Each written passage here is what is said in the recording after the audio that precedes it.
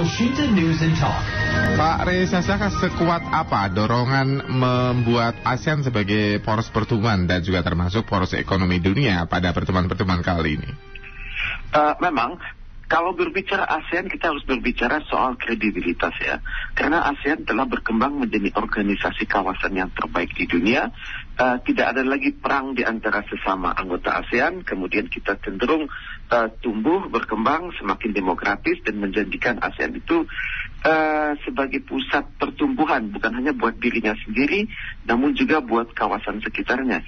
ASEAN adalah suatu penyangga dari berbagai kerjasama kewilayahan di luar Asia Tenggara, di mana kita sudah mencapai suatu level, bukan hanya kita tumbuh, tapi kita memberikan juga bonus perdamaian bagi kawasan-kawasan sekitarnya. Tadi sudah disebutkan kehadiran banyak pimpinan negara asing.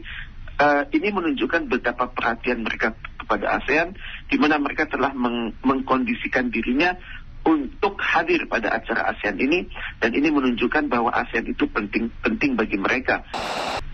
Ada beberapa pertemuan ya regional yang dilakukan, ini kerjasama ASEAN dengan negara lain ataupun juga mitra. Misalnya KTT antara ASEAN dengan Jepang, KTT ASEAN dengan Amerika Serikat, dengan China, India, bahkan dengan PBB.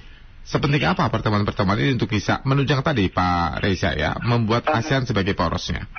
Ya baik, pertemuan ini menunjukkan bahwa perkembangan di dunia itu, misalnya di ASEAN Plus 3, itu adalah kawasan Asia Timur, itu mau nggak mau melibatkan ASEAN, dan juga mereka sangat berkepentingan.